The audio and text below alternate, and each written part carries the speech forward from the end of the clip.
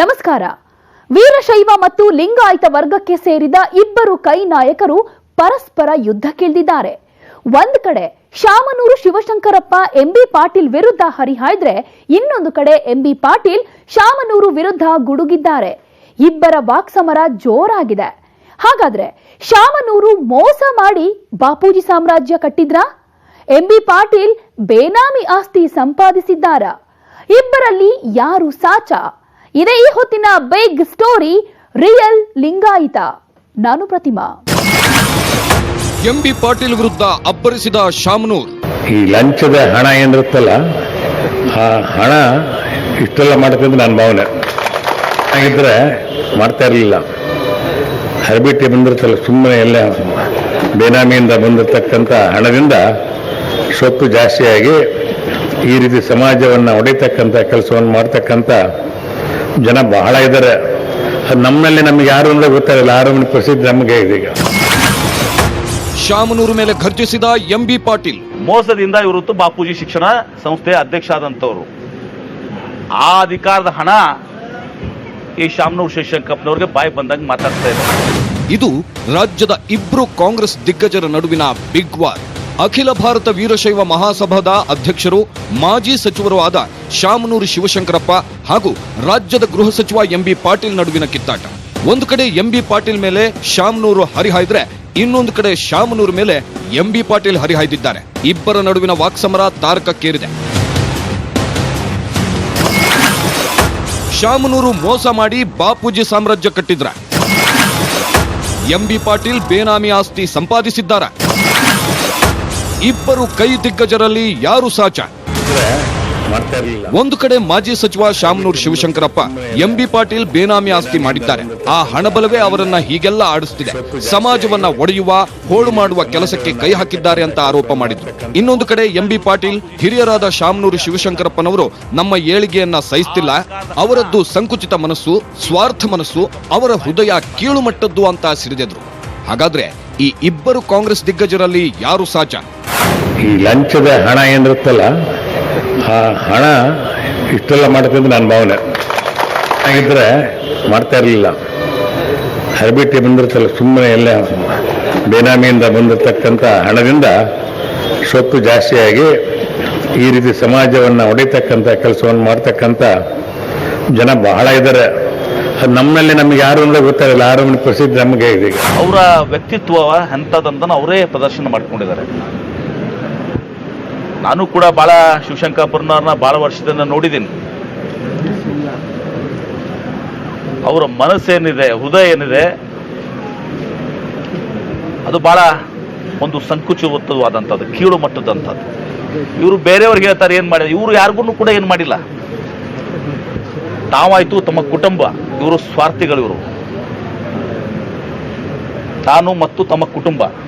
ಇವರು ವಯಸ್ಸಿನಲ್ಲಿ ಹಿರಿಯರಿದ್ದಾರೆ, ಹಣದಲ್ಲಿ ಇವತ್ತೊಂದು ದಿವಸ ಇವರು ದೊಡ್ಡವರು ಇರಬಹುದು. ಆ ವಯಸ್ಸಿನ ತಕ್ಕಂತೆ ಇವರಿಗೆ ಇವರು ಸಂಕುಚಿತ ಸ್ವಭಾವ, ಅಸೂಯೆ, ನನ್ನ ಬೆಳವಣಿಗೆಯನ್ನು ಬಹುಶಃ ಅವ್ರು ಹಿಂದೇನೂ ಸಹಿಸಿರ್ಲಿಲ್ಲ, ಈಗನೂ ಸಹಿಸಿರಲಿಲ್ಲ. ಅವ್ರಿಗೇನಿದ್ರು ತಮ್ಮ ಕುಟುಂಬದ ಏಳಿಗೆ ಆಗಬೇಕು, ನನ್ನ ಮಗ ಮಂತ್ರಿ ಆಗಬೇಕು, ನಾವು ಮಕ್ಕಳಿದ್ದಂಗೆ, ಆದರೆ ಅವ್ರ ಮಗ ಮಂತ್ರಿ ಆಗಬೇಕು, ನಾವು ಬೆಳಿಬೇಕು, ನಾವೇ ಶ್ರೇಷ್ಠ. ಈ ಅಸೂಯೆಯಿಂದ, ಸಂಪೂರ್ಣವಾಗಿ ಅಸೂಯೆಯಿಂದ ಕೂಡಿದಂಥ ವ್ಯಕ್ತಿತ್ವ ಇದು. ವೀರಶೈವ ವರ್ಸಸ್ ಲಿಂಗಾಯತ ಧರ್ಮ. M B Patil versus Shamanur. M B Patil Siddaramaiah ಸರ್ಕಾರದಲ್ಲಿ ಜಲಸಂಪನ್ಮೂಲ ಸಚಿವರಾಗಿದ್ದವರು. ಪ್ರತ್ಯೇಕ ಲಿಂಗಾಯತ ಧರ್ಮದ ಹೋರಾಟದ ಮುಂಚೂಣಿಯಲ್ಲಿದ್ದವರು. ಪ್ರತ್ಯೇಕ ಲಿಂಗಾಯತ ಧರ್ಮ ಬೇಕೇ ಬೇಕು, ಅದು ನಮ್ಮ ಅಸ್ಮಿತೆ ಅಂತ ಪಟ್ಟು ಹಿಡಿದವರು.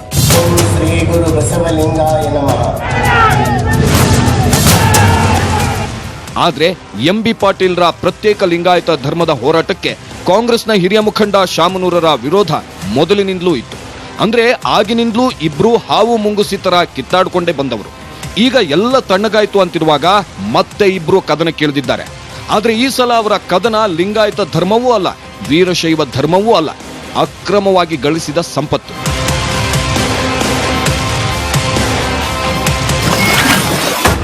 ಎಂಬಿ ಪಾಟೀಲ್ ಬೇನಾಮಿ ಆಸ್ತಿ ಸಂಪಾದಿಸಿದ್ದಾರ? ಈ ಲಂಚದ ಹಣ ಏನಿರುತ್ತಲ್ಲ, ಆ ಹಣ ಇಷ್ಟೆಲ್ಲ ಮಾಡ್ತಂದ್ರೆ ನನ್ನ ಭಾವನೆ ಹಾಗಿದ್ರೆ ಮಾಡ್ತಾ ಇರಲಿಲ್ಲ. ಹರ್ಬಿಟಿ ಬಂದಿರ್ತಲ್ಲ, ಸುಮ್ಮನೆ ಎಲ್ಲ ಬೇನಾಮಿಯಿಂದ ಬಂದಿರತಕ್ಕಂಥ ಹಣದಿಂದ ಸೊತ್ತು ಜಾಸ್ತಿಯಾಗಿ ಈ ರೀತಿ ಸಮಾಜವನ್ನು ಹೊಡಿತಕ್ಕಂಥ ಕೆಲಸವನ್ನು ಮಾಡ್ತಕ್ಕಂಥ ಜನ ಬಹಳ ಇದ್ದಾರೆ. ಅದು ನಮ್ಮಲ್ಲಿ ನಮಗೆ ಯಾರು ಅಂದ್ರೆ ಗೊತ್ತಾಗಲ್ಲ. ಆರೋಗ್ಯ ಪ್ರಸಿದ್ಧಿ ನಮಗೆ ಇದೆ. ಮಾಜಿ ಸಚಿವ ಶಾಮನೂರು ಶಿವಶಂಕರಪ್ಪ ಪ್ರಕಾರ ಎಂಬಿ ಪಾಟೀಲ್ ಬೇನಾಮಿ ಹಣ ಸಂಪಾದಿಸಿದ್ದಾರೆ. ಆ ಹಣದಿಂದಲೇ ಅವರಿಗೆ ಮದ ಬಂದಿದೆ. ಧರ್ಮ ಒಡೆಯುವ ಕೆಲಸ ಮಾಡುತ್ತಿದ್ದಾರೆ. ಆ ಹಣದಿಂದಲೇ ಕಳೆದ ಸಲದ ವಿಧಾನಸಭೆ ಎಲೆಕ್ಷನ್ನಲ್ಲಿ ಎಂಬಿ ಪಾಟೀಲ್ 100 ಕೋಟಿ ಹಣ ಖರ್ಚು ಮಾಡಿ ಗೆದ್ದಿದ್ದಾರೆ. ಅಲ್ಲದೆ ಲಿಂಗಾಯತ ಪ್ರತ್ಯೇಕ ಧರ್ಮ ಹೋರಾಟದಿಂದ ಶಾಮನೂರು ಮಗನಿಗೆ ಹಾಗೂ ಇನ್ನಿತರ ಹಲವು ಲಿಂಗಾಯತರಿಗೆ ಸೋಲಾಯಿತಂತೆ. ಇದೇ ಹೇಳಿಕೆ ಎಂಬಿ ಪಾಟೀಲ್ ಸಿಟ್ಟನ್ನ ನೆತ್ತಿಗೇರಿಸಿದ್ದು. ಲಿಂಗಾಯತ ಹೋರಾಟದಲ್ಲಿ ವಿನಯ್ ಕುಲಕರ್ಣಿ ಅವರು ಸೋತರು, ನಮ್ಮ ಶರಣ್ ಪ್ರಕಾಶ್ ಪಾಟೀಲ್ ಸೋತರು ಅಂತೇಳಿ. ಚುನಾವಣೆಯಲ್ಲಿ ಪ್ರಜಾಪ್ರಭುತ್ವದಲ್ಲಿ ಸೋಲು ಗೆಲುವು ಪ್ರಮುಖ, ಅದ್ರಾಗ ಮಾತಿಲ್ಲ. ನಾನು ಸೋತಿದ್ದೀನಿ, 2 ಸಲ ಸೋತಿದ್ದೀನಿ. ಅವ್ರ ಮಗನೇ ಸೋತಿದ್ದಾನೆ. ಮತ್ತು ಇವ್ರ ಪ್ರಭಾವ ಎಲ್ಲಿ ಹೋಗಿತ್ತು ವೀರಶೈವದು? ಅವ್ರ ಮಗ ಯಾಕೆ ಸೋತ? ವಿನಯ್ ಕುಲಕರ್ಣಿ ಪಾಪ ಒಬ್ಬ ಸಾಮಾನ್ಯ ವ್ಯಕ್ತಿ, ಶರಣ್ ಪ್ರಕಾಶ್ ಒಬ್ಬ ಸಾಮಾನ್ಯ ವ್ಯಕ್ತಿ. ಇವರ ಶ್ರೀಮಂತಿಕೆ ಮುಂದೆ ಅವ್ರು ಸೋತಿದ್ದನ್ನು ಮಾತಾಡ್ತಾರೆ. ಇವ್ರ ಮಗ ಸೋತಲ್ಲ, ಮಲ್ಲಿಕಾರ್ಜುನ ಅವ್ಯಾಕೆ ಸೋತರು? ಲಿಂಗಾಯತ್ ಹೋರಾಟದಿಂದ ಇವರೆಲ್ಲರೂ ಸೋತಿದ್ರೆ ಇವ್ರ ಮಗ ಮಲ್ಲಿಕಾರ್ಜುನ ಯಾಕೆ ಸೋತರು? ಅಂದ್ರೆ ಎಂಬಿ ಪಾಟೀಲ್ ಪ್ರಕಾರ ಶಾಮನೂರು ಶಿವಶಂಕರಪ್ಪ ಕೂಡ ಮೋಸದಿಂದ ಹಣ ಸಂಪಾದನೆ ಮಾಡಿದ್ದಾರೆ. ಕಿರಾಣಿ ಅಂಗಡಿ ಇಟ್ಟುಕೊಂಡು ಕೂತಿದ್ದ ಶಾಮನೂರಿಗೆ ಕೊಟ್ರ ಬಸಪ್ಪನವರು ಸ್ಥಾಪಿಸಿದ್ದ ಬಾಪೂಜಿ ಶಿಕ್ಷಣ ಸಂಸ್ಥೆ ಮೇಲೆ ಕಣ್ಣು ಬಿತ್ತು. ಕೊಟ್ರ ಬಸಪ್ಪ ವಿದೇಶಕ್ಕೆ ಹೋದಾಗ ಮೋಸದಿಂದ ಸಿಗ್ನೇಚರ್ ತಗೊಂಡು ಶಿಕ್ಷಣ ಸಂಸ್ಥೆಯ ಅಧ್ಯಕ್ಷರಾದರು. ಆ ಹಣದಿಂದಲೇ ಶಾಮನೂರು ಹೀಗಾಡುತ್ತಿದ್ದಾರೆ ಅಂತ ಪಾಟೀಲ್ ಬೆಂಕಿ ಉಗುಳಿದ್ರು. ಲಂಚದ ಹಣ ಅಂತ ಹೇಳಿದರೆ, ನಾನು ಯಾವುದೇ ನನ್ನ ತಂದೆಯವರ ಇತಿಹಾಸ, ನನ್ನ ಇತಿಹಾಸ, ಇವತ್ತು ನಾವು PhD ಸಂಸ್ಥೆಯನ್ನು ನನ್ನ ತಂದೆಯವರು ಮೆಡಿಕಲ್ ಕಾಲೇಜನ್ನು ಪ್ರಾರಂಭ ಮಾಡಿದರು, ಇಂಜಿನಿಯರಿಂಗ್ ಕಾಲೇಜನ್ನು ಪ್ರಾರಂಭ ಮಾಡಿದರು, ಆ ಸಂಸ್ಥೆಯನ್ನು ಬೆಳೆಸಿದರು. ಸನ್ಮಾನ್ಯ ಶಿವಶಂಕರಪ್ಪನವರು ಇವರು ಮೊದಲ ಬಾಪೂಜಿಯ ಸೆಕ್ರೆಟರಿ ಆಗಿತ್ತು. ಮೊದಲು ಏನಿದ್ರು ಇವರು ಒಂದು ಕಿರಾಣಿ ಅಂಗಡಿನೋ ದಲಾಳಿ ಅಂಗಡಿ ಇಟ್ಕೊಂಡು ಕೂತಿದ್ರು. ಅಲ್ಲಿ ಕೊಟ್ರ ಬಸಪ್ಪನವರು ಕುಟುಂಬ ಅದನ್ನ ಬಾಪೂಜಿ ಶಿಕ್ಷಣ ಸಂಸ್ಥೆಯನ್ನು ಬೆಳೆಸಿದಂಥವ್ರು, ಪ್ರಾರಂಭ ಮಾಡಿದಂಥವ್ರು. ಆ ಕೊಟ್ರ ಬಸಪ್ಪ ವಿದೇಶಕ್ಕೆ ಹೋದಾಗ ಅವ್ರು ವಾಪಸ್ ಬರೋದಿಲ್ಲ ಅಂತೇಳಿ ಇವರೆಲ್ಲರದು ಸಿಗ್ನೇಚರ್ ತಗೊಂಡು ಮೋಸದಿಂದ ಇವತ್ತು ಬಾಪೂಜಿ ಶಿಕ್ಷಣ ಸಂಸ್ಥೆಯ ಅಧ್ಯಕ್ಷ ಆದಂಥವ್ರು. ಆ ಅಧಿಕಾರದ ಹಣ ಈ ಶಾಮನೂರು ಶಿವಶಂಕರಪ್ಪನವ್ರಿಗೆ ಬಾಯಿ ಬಂದಾಗ ಮಾತಾಡ್ತಾ ಇದೆ, ಇವರು ಮತ್ತು ಇವ್ರ ಕುಟುಂಬಕ್ಕೆ. ಕಳೆದ ವಿಧಾನಸಭೆ ಚುನಾವಣೆಯಲ್ಲಿ ದಾವಣಗೆರೆ ದಕ್ಷಿಣ ಕ್ಷೇತ್ರದಲ್ಲಿ ನಿಂತಿದ್ದ ಶಾಮನೂರು ಶಿವಶಂಕರಪ್ಪ ಗೆದ್ದಿದ್ರು. ಆದ್ರೆ ದಾವಣಗೆರೆ ಉತ್ತರ ಕ್ಷೇತ್ರದಲ್ಲಿ ನಿಂತಿದ್ದ ಮಗ SS ಮಲ್ಲಿಕಾರ್ಜುನ್ ಸೋತಿದ್ರು. ಮಗನ ಸೋಲು ಶಾಮನೂರು ಸಿಟ್ಟಿಗೆ ಕಾರಣವಾಯ್ತಾ? ಹಾಗಾಗಿಯೇ ಎಂಬಿ ಪಾಟೀಲ್ ಅಸಲಿಗೆ ಸೋಲಬೇಕಿತ್ತು, ಅಲ್ಲಿ 100 ಕೋಟಿ ಖರ್ಚು ಮಾಡಿ ಗೆದ್ದಿದ್ದಾರೆ ಅಂತ ಶಾಮನೂರು ಆರೋಪಿಸಿದ್ರ. ಅದಕ್ಕೆ ತಿರುಗೇಟು ನೀಡಿರೋ ಎಂಬಿ ಪಾಟೀಲ್ ಶಾಮನೂರು ಹೇಗೆ ತಮ್ಮ ಕ್ಷೇತ್ರದಲ್ಲಿ ಗೆದ್ರು ಅಂತ ಬಿಚ್ಚಿಟ್ಟಿದ್ದಾರೆ. ಇನ್ನು ಶಿವಶಂಕರಪ್ಪನವರು ಆರಿಸಿ ಬರುವುದು ಹೆಂಗೆ? ಹಿಂದೆ ಅಲ್ಲಿ ಒಬ್ಬರಿಗೆ ಮುಸಲ್ಮಾನರಿಗೆ ಟಿಕೆಟ್ ಸಿಕ್ಕಿತ್ತು. ಆ ಟಿಕೆಟ್ B.Pharm ಅನ್ನು ಹರಿದು ಇವತ್ತೊಂದು ದಿವಸ ಮುಂದೆ ಬಂದಂತವ್ರು. ಆ ಮತಕ್ಷೇತ್ರದಲ್ಲಿ ಶಿವಶಂಕರಪ್ಪನವರು ಆರಿಸಿ ಬರುವಂತ ಮತಕ್ಷೇತ್ರದಲ್ಲಿ ಸುಮಾರು 70,000 ಮುಸಲ್ಮಾನರಿದ್ದಾರೆ. ಮುಸಲ್ಮಾನರು ಈ ಸಲ ತಮ್ಗೆ ಗೊತ್ತಿದ್ದಂಗೆ 100% ಕಾಂಗ್ರೆಸ್ ಪಕ್ಷಕ್ಕೆ ಮತ ನೀಡಿದ್ದಾರೆ. ಅದೊಂದು ಸಮುದಾಯ 100 ಈ ಚುನಾವಣೆ ವಿಧಾನಸಭೆಯಲ್ಲಿ ನಮಗೆ ಮತವನ್ನು ಕೊಟ್ಟಿದ್ದಾರೆ. ಆ 70,000 ಮುಸ್ಲಿಂ ಮತದಾನವನ್ನು, ಅದರಲ್ಲಿ ಏನು ಪರ್ಸೆಂಟೇಜ್ ವೋಟಿಂಗ್ ಆಗಿದೆ ಅದನ್ನು ಹೊರತುಪಡಿಸಿದ್ರೆ ಬೇರೆಯವ್ರ ವೋಟ್ ಎಷ್ಟು ಬಿದ್ದಿದ್ದಾವೆ ಅವರೇ ಆತ್ಮಾವಲೋಕನ ಮಾಡ್ಕೋಬೇಕು. ಇಲ್ಲೊಂದು ಮಾತು ಹೇಳಬೇಕು. ಎಂಬಿ ಪಾಟೀಲ್ರ ಏಳಿಗೆಯನ್ನ ಶಾಮನೂರು ಶಿವಶಂಕರಪ್ಪನವರು ಸಹಿಸದೇ ಹೋದ್ರ, ಅದಕ್ಕಾಗಿಯೇ ಈ ರೀತಿ ಅವರ ಮೇಲೆ ಯುದ್ಧ ಸಾರಿದ್ದಾರೆ. ಎಸ್ ಅಂತಾರೆ ಎಂಬಿ ಪಾಟೀಲ್. ಯಾಕಂದ್ರೆ ಸಿದ್ದರಾಮಯ್ಯ ಸರ್ಕಾರದಲ್ಲಿ ಎಂಬಿ ಪಾಟೀಲ್ ಜಲಸಂಪನ್ಮೂಲ ಸಚಿವರಾಗಿದ್ರು. ಎಲೆಕ್ಷನ್ ಆದ್ಮೇಲೆ ಮೈತ್ರಿ ಸರ್ಕಾರದಲ್ಲಿ ಯಾವುದೇ ಸಚಿವ ಸ್ಥಾನ ಸಿಕ್ಕಿರಲಿಲ್ಲ. ಆದ್ರೆ ತಮ್ಮ ಪ್ರಭಾವ ಬಳಸಿದ ಎಂಬಿ ಪಾಟೀಲ್ ಸಖತ್ ಪವರ್ಫುಲ್ ಖಾತೆಯಾದ ಗೃಹ ಖಾತೆಯನ್ನೇ ಪಡೆದುಕೊಂಡ್ರು. ಅಲ್ಲದೆ ಸಿದ್ದರಾಮಯ್ಯನವರು ರಾಷ್ಟ್ರ ರಾಜಕಾರಣಕ್ಕೆ ಹೋದ್ರೆ ಕರ್ನಾಟಕದಲ್ಲಿ ಎಂಬಿ ಪಾಟೀಲ್ರೇ ಮುಖ್ಯಮಂತ್ರಿ ಆಗಲಿ ಅನ್ನೋ ಇಂಗಿತ ಹಲವರು ಲಿಂಗಾಯತ ನಾಯಕರಲ್ಲಿದೆ. ಮಾತೆ ಮಹಾದೇವಿ ಕೂಡ ಇದೇ ಇಂಗಿತವನ್ನ ವ್ಯಕ್ತಪಡಿಸಿದ್ದಾರೆ.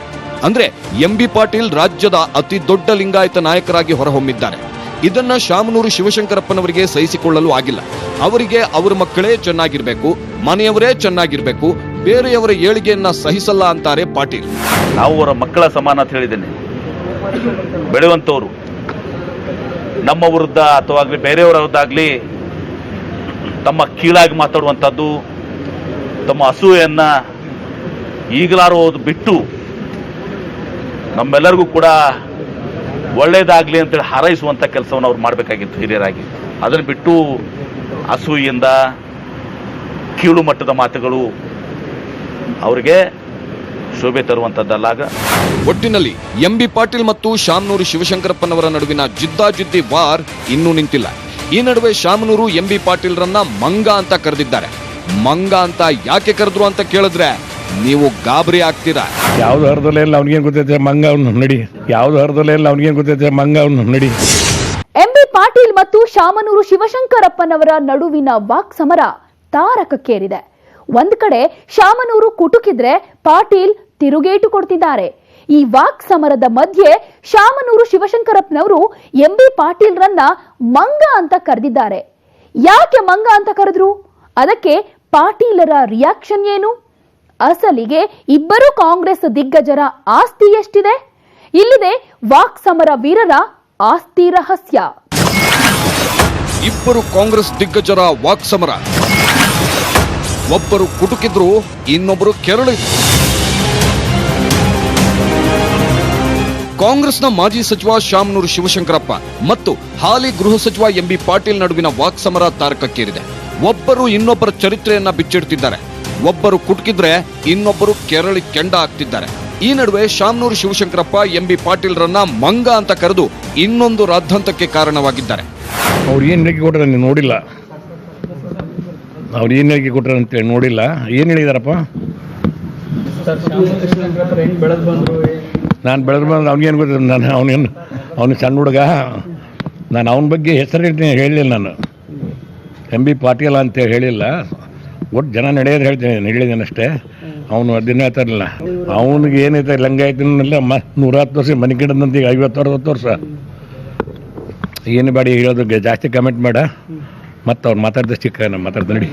ಹಂಗೆ ಹೇಳಕ್ಕೆ ಅಂತ ಇರಲಿ. ಅವ್ನು ಏನು ಮಾಡಿ ಅವ್ನು ದಾರಿ ಹಿಡಿದದ್ದ, ನಾನು ಪ್ರಭಾಕರ್ ಕೋರಿ ಅವರಿಗೆ ಉದ್ಧಾರ ಮಾಡಿದೆ ನಡಿ. ಅವ್ನು ದಾರಿ ಹಿಡಿದದ್ದ, ನಾನು ಪ್ರಭಾಕರ್ ಕೋರಿ ಅವರಿಗೆ ಉದ್ಧಾರ ಮಾಡಿದೆ ನಡಿ. ಯಾವ್ದು ಹರಿದಲ್ಲೇ ಇಲ್ಲ ಅವ್ನಿಗೇನು ಗೊತ್ತೈತೆ ಮಂಗ ಅವ್ನು ನಡಿ, ಮಂಗ ಅವ್ನು ನಡಿ. ಕೇಳಿದ್ರಲ್ಲ, ಶಾಮನೂರು ಶಿವಶಂಕರಪ್ಪನವರು ಯಾಕೆ ಎಂಬಿ ಪಾಟೀಲ್ರನ್ನ ಮಂಗ ಅಂತ ಕರೆದ್ರು ಅಂತ. ಅವನಿನ್ನೂ ಸಣ್ಣ ಹುಡುಗ, ನಾನು ಬೆಳೆದು ಬಂದಿರೋದು ಅವನಿಗೇನು ಗೊತ್ತು. ಎಂಬಿ ಪಾಟೀಲ್ ಅಡ್ಡದಾರಿ ಹಿಡಿದಿದ್ದ. ಅವನನ್ನ ಉದ್ಧಾರ ಮಾಡಿದ್ದೇ ಪ್ರಭಾಕರ್ ಕೋರೆ ಮತ್ತು ನಾನು ಅನ್ನೋ ಬಾಣವನ್ನು ಬಿಟ್ಟು. ಅವ್ನು ದಾರಿ ಹಿಡಿದದ್ದ, ನಾನು ಪ್ರಭಾಕರ್ ಕೋರಿ ಅವರಿಗೆ ಉದ್ಧಾರ ಮಾಡಿದೆ ನಡಿ. ಅವ್ನು ದಾರಿ ಹಿಡಿದದ್ದ, ನಾನು ಪ್ರಭಾಕರ್ ಕೋರಿ ಅವರಿಗೆ ಉದ್ಧಾರ ಮಾಡಿದೆ ನಡಿ. ಯಾವ್ದು ಹರಿದಲ್ಲೇ ಇಲ್ಲ ಅವ್ನಿಗೇನು ಗೊತ್ತೈತೆ ಮಂಗ ಅವ್ನು ನಡಿ, ಮಂಗ ಅವ್ನು ನಡಿ. ಇದಕ್ಕೆ ಎಂಬಿ ಪಾಟೀಲ್ ಹೇಗೆ ಗುಡುಗಿದ್ರು ಗೊತ್ತಾ? ಆದ್ರೆ ಈಗ ಮತ್ತೆ ಅವರು ತಮ್ಮ ಸಣ್ಣತನವನ್ನು ತೋರಿಸಿದ್ದಾರೆ. ಅವರ ತಮ್ಮ ಸಂಸ್ಕೃತಿಯನ್ನು ತೋರಿಸಿದ್ದಾರೆ. ತಮ್ಮ ಒಂದು ಚಿಲ್ಲರೆ ಬುದ್ಧಿಯನ್ನು ತೋರಿಸಿದ್ದಾರೆ. ಮಂಗ ಅಂತ ಹೇಳಿ ಪದ ಬಳಸಿದ್ದಾರೆ ಅಂತ ಕೇಳಿದೆ. ಇದು ಅವರ ಸಂಸ್ಕೃತಿ. ಈಗ ನನಗೂ ಕೂಡ ಮಂಗ, ಹುಚ್ಚುಮಂಗ, ಗೋರಿಲಾ ಅನ್ಲಿಕ್ಕೆ ಬರ್ತದೆ. ಈಗ ನನಗೂ ಕೂಡ ಮಂಗ, ಹುಚ್ಚುಮಂಗ, ಗೋರಿಲಾ ಅನ್ಲಿಕ್ಕೆ ಬರ್ತದೆ. ಆದ್ರೆ ಅದು ನಮ್ಮ ಸಂಸ್ಕೃತಿ ಅಲ್ಲ. ಆ ಪದ ಬಳಸಿದ್ರೆ ಹಂಗ ಬೈದ್ರೆ ಅದಂತೂ ಇವರು ದೊಡ್ಡವರಾಗೋದಿಲ್ಲ. ಅದು ಮತ್ತೆ ಅವರ ಸಣ್ಣತನವನ್ನು ತೋರಿಸ್ತದೆ. ಅವರ ಒಂದು ಸಣ್ಣ ಚಿಲ್ಲರೆಯ ಸಂಸ್ಕೃತಿಯನ್ನು ತಂದು ಸಹ ತೋರಿಸ್ತದೆ. ಅಲ್ಲಿಗೆ ಇಬ್ಬರು ನಾಯಕರ ವಾಕ್ಸಮರ ಮುಗಿಯೋ ಹಾಗೆ ಕಾಣ್ತಿಲ್ಲ. ದಿನದಿಂದ ದಿನಕ್ಕೆ ಆಕ್ಷನ್ ಮತ್ತು ರಿಯಾಕ್ಷನ್ಗಳು ಜೋರಾಗ್ತಿವೆ. ಆದ್ರೆ ಈ ಆರೋಪ ಪ್ರತ್ಯಾರೋಪದ ಮಧ್ಯೆ ಇಬ್ಬರು ಲೀಡರ್ಗಳ ಆಸ್ತಿ ಪಾಸ್ತಿ ಎಷ್ಟಿದೆ, ಆ ಆಸ್ತಿ ಹೇಗೆ ಬಂತು, ಇಲ್ಲಿದೆ ವಾಕ್ಸಮರ ವೀರರ ಆಸ್ತಿ ಡೀಟೇಲ್ಸ್. ಎಂಬಿ ಪಾಟೀಲ್ ವಿಜಯಪುರ ಜಿಲ್ಲೆಯ ಪ್ರತಿಷ್ಠಿತ ಬಿಎಲ್ಡಿಇ ಸಂಸ್ಥೆಯ ಅಧ್ಯಕ್ಷರು ಹಾಗೂ ಬಬಲೇಶ್ವರ ವಿಧಾನಸಭಾ ಮತಕ್ಷೇತ್ರದ ಶಾಸಕರು ಹಾಗೂ ರಾಜ್ಯ ಗೃಹ ಸಚಿವರು. ಬಿಎಲ್ಡಿಇ ಸಂಸ್ಥೆ ಡೀಮ್ಡ್ ವಿಶ್ವವಿದ್ಯಾಲಯದ ಮಾನ್ಯತೆ ಪಡೆದಿದ್ದು ಒಂದು ವೈದ್ಯಕೀಯ, ಒಂದು ಆಯುರ್ವೇದ ಆಸ್ಪತ್ರೆ ಅಲ್ಲದೆ ಕಾಲೇಜುಗಳೂ ಇವೆ. ಇಂಜಿನಿಯರಿಂಗ್, ನರ್ಸಿಂಗ್, ಫಾರ್ಮಸಿ, ಪದವಿ, ಪಿಯು ಹಾಗೂ ಐಟಿ ಕಾಲೇಜುಗಳಿವೆ. ಅಲ್ಲದೆ 40ಕ್ಕೂ ಹೆಚ್ಚು ಹೈಸ್ಕೂಲು, ಪ್ರಾಥಮಿಕ ಶಾಲೆಗಳಿವೆ. ಎಂಬಿ ಪಾಟೀಲ್ 2018ರ ವಿಧಾನಸಭಾ ಚುನಾವಣೆ ಸಂದರ್ಭದಲ್ಲಿ ಸಲ್ಲಿಸಿದ ಆಸ್ತಿ ವಿವರವನ್ನು ನೋಡಿದ್ರೆ ಅವರಿಗೆ ಕೇವಲ 2.22 ಕೋಟಿ ರೂಪಾಯಿ ಆದಾಯವಿದೆ. 50,000 ರೂಪಾಯಿ ನಗದಿದೆ. ಬ್ಯಾಂಕ್ ಠೇವಣಿ ಮತ್ತು ಮ್ಯೂಚುವಲ್ ಫಂಡ್ನಲ್ಲಿ 13.84 ಕೋಟಿ ರೂಪಾಯಿ ಹೂಡಿಕೆ ಮಾಡಿದ್ದಾರೆ. ಸಾಲ ನೀಡಿಕೆ 6.86 ಕೋಟಿ ರೂಪಾಯಿ. ಚಿನ್ನ ಮತ್ತು ಬೆಳ್ಳಿ ಇಲ್ಲವೇ ಇಲ್ಲ. 22 ಎಕರೆ ಜಮೀನಿದೆ. ಮನೆಯಲ್ಲಿರೋ ವಾಹನಗಳ ಅಂದಾಜು ಮೌಲ್ಯ 11.5 ಕೋಟಿ ರೂಪಾಯಿ. ಇಷ್ಟೇ ಅನ್ಕೋಬೇಡಿ, ಎಂಬಿ ಪಾಟೀಲ್ ಬಳಿ ಇನ್ನೂ ಸಿಕ್ಕಾಪಟ್ಟೆ ಆಸ್ತಿ ಇದೆ. ಕೃಷಿಯೇತರ ಭೂಮಿ ಅಂದಾಜು ರೂಪಾಯಿ 68.06 ಲಕ್ಷ ರೂಪಾಯಿ. ವಾಣಿಜ್ಯ ಕಟ್ಟಡಗಳು ಅಂದಾಜು 596.27 ಲಕ್ಷ ರೂಪಾಯಿ. ವಸತಿ ಕಟ್ಟಡಗಳು ಒಟ್ಟು ಅಂದಾಜು 56.72 ಕೋಟಿ ರೂಪಾಯಿ.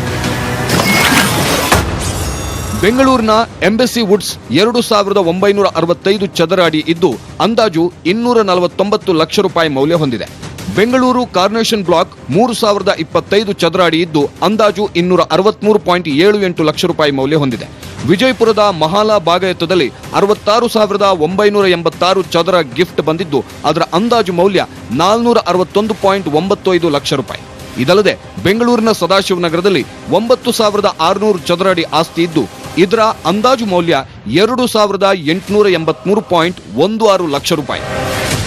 ಇಷ್ಟೇ ಅಲ್ಲದೆ 3 ಮನೆಗಳು ಬೆಂಗಳೂರು ಹಾಗೂ ವಿಜಯಪುರದಲ್ಲಿದೆ. ಆ ಮನೆಗಳ ಮೌಲ್ಯ 56.72 ಕೋಟಿ ರೂಪಾಯಿ. ಎಂಬಿ ಪಾಟೀಲ್ರು ಸುಮಾರು 39.8 ಕೋಟಿ ರೂಪಾಯಿ ಸಾಲ ಮಾಡಿದ್ದಾರೆ. ಸ್ಥಿರಾಸ್ತಿ 9.23 ಕೋಟಿ ರೂಪಾಯಿ ಇದ್ದು ಚರಾಸ್ತಿ 13.84 ಕೋಟಿ ರೂಪಾಯಿ ಇದೆ. ಇದಲ್ಲದೆ ಪತ್ನಿ ಆಶಾ ಮಲ್ಲನಗೌಡ ಪಾಟೀಲ್ ಹತ್ರ ಕೋಟಿ ಮೌಲ್ಯದ ಆಸ್ತಿ ಇದೆ.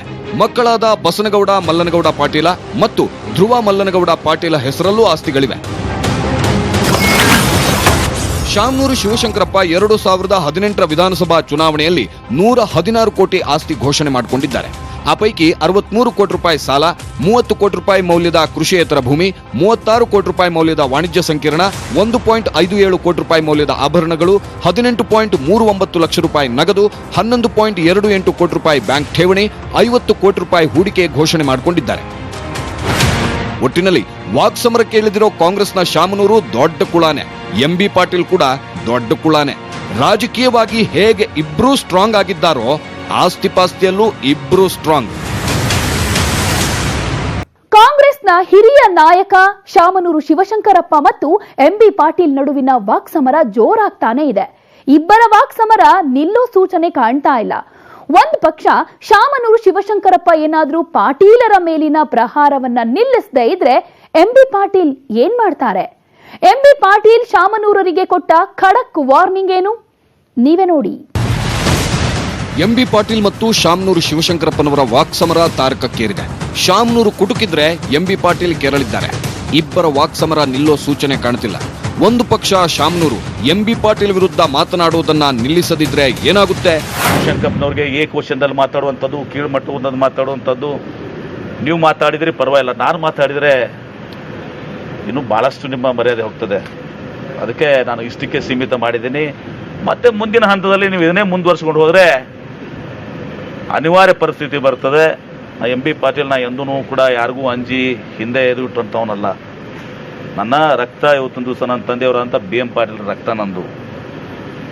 ಇನ್ನೂ ಇದೇ ರೀತಿ ನೀವು ಕೊಳಕು ಮಾತಾಡುವಂಥದ್ದು, ಚಿಲ್ಲರೆ ರೀತಿಯಿಂದ ಮಾತಾಡುವಂಥದ್ದು ಇದು ಮುಂದುವರೆದ್ರೆ ಇನ್ನೂ ಭಾಳ ದೀರ್ಘವಾಗಿ ಇವತ್ತೊಂದು ದಿವಸ ನಾನು ಮಾತಾಡ್ತೇನೆ. ನಂದೇನು ಯಾರಿಗೂ ಹೆದರುವಂಥ ಸ್ವಭಾವ ನಂದು ಅಲ್ಲೇ ಅಲ್ಲ, ನಾನು ಅದಕ್ಕೆ ಹೆದರುವುದೂ ಇಲ್ಲ. ಇದು ಶಾಮನೂರು ಶಿವಶಂಕರಪ್ಪನವರಿಗೆ ಎಂಬಿ ಪಾಟೀಲ್ ಕೊಟ್ಟ ಎಚ್ಚರಿಕೆ. ನನ್ನ ವಿರುದ್ಧ ಮಾತನಾಡೋದನ್ನ ನಿಲ್ಲಿಸದಿದ್ರೆ ನಿಮ್ಮ ಇತಿಹಾಸವನ್ನೆಲ್ಲ ಬಿಚ್ಚಿಡಬೇಕಾಗುತ್ತೆ, ಅದಕ್ಕೆ ನಾನು ಹೆದರೋನಲ್ಲ ಅಂತ ಖಡಕ್ ವಾರ್ನಿಂಗ್ ಕೊಟ್ಟಿದ್ದಾರೆ. ಹಾಗಾದ್ರೆ ಶಾಮನೂರು ಎಂಬಿ ಪಾಟೀಲ್ ವಿರುದ್ಧ ಮಾತನಾಡೋದನ್ನ ನಿಲ್ಲಿಸ್ತಾರ? ಪ್ರತ್ಯೇಕ ಲಿಂಗಾಯತ ಧರ್ಮದ ಹೋರಾಟವನ್ನ ಎಂಬಿ ಪಾಟೀಲ್ ನಿಲ್ಲಿಸ್ತಾರ? ಈಗ ಒಂದು ಉಳಿದಿದ್ದಂಥದ್ದು, ಈಗ ಹೋರಾಟ ಆಯಿತು, ರಾಜ್ಯ ಸರ್ಕಾರದಿಂದ ರೆಕಮೆಂಡೇಶನ್ ಆಯಿತು, ಕೇಂದ್ರ ಸರ್ಕಾರ ಅದನ್ನು ಕೆಲವೊಂದು ಹಿಂದಿನ ಕಾರ್ಯಗಳನ್ನ ಹಾಕಿ 1871 ಸೆನ್ಸಸ್ ನಾನು ಹೇಳಿದಲ್ಲ ಅದನ್ನೇ ಹೇಳಿ ಇವತ್ತೊಂದು ದಿವಸ ರಿಜೆಕ್ಟ್ ಮಾಡಿದ್ದಾರೆ. ಅದನ್ನು ಅಂದರೆ ವಾಪಸ್ ಕಳಿಸಿದ್ದಾರೆ. ಹೀಗಾಗಿ ಇದು ಮುಂದಿನ ಹಾದಿ ಇರುವಂಥದ್ದು ಹೋರಾಟ ಅಲ್ಲ, ಮುಂದಿನ ಹಾದಿ ಇರುವಂಥದ್ದು ಪ್ರಜಾಪ್ರಭುತ್ವ ವ್ಯವಸ್ಥೆ ಪ್ರಕಾರ, ಕಾನೂನಿನ ವ್ಯವಸ್ಥೆ ಪ್ರಕಾರ ಈಗ ಕೋರ್ಟಿಗೆ ಹೋಗುವಂಥದ್ದು, ಹೈಕೋರ್ಟ್ ಇರ್ಬೋದು, ಸುಪ್ರೀಂ ಕೋರ್ಟ್ ಇರ್ಬೋದು, ಲೀಗಲ್ ಏನಿದೆ ಕಾನೂನಿನ ಹೋರಾಟ ಇವತ್ತು ಮುಂದೆ ಇರುವಂಥದ್ದು. ಗೊತ್ತಾಯ್ತಲ್ಲ, ಎಂಬಿ ಪಾಟೀಲ್ ಹೇಳಿದ್ದು ಪ್ರತ್ಯೇಕ ಲಿಂಗಾಯತ ಧರ್ಮದ ಹೋರಾಟವನ್ನ ಅವರು ಮುಂದುವರಿಸಲಿದ್ದಾರೆ. ಸ್ವಲ್ಪ ತಣ್ಣಗಾಗಿದ್ದ ಆ ಹೋರಾಟಕ್ಕೆ ಮತ್ತೆ ಕಾವು ಬರಲಿದೆ. ಕಾನೂನಿನ ಮೂಲಕ ಹೋರಾಡೋದಾಗಿ ಪಾಟೀಲ್ ಹೇಳಿದ್ದಾರೆ.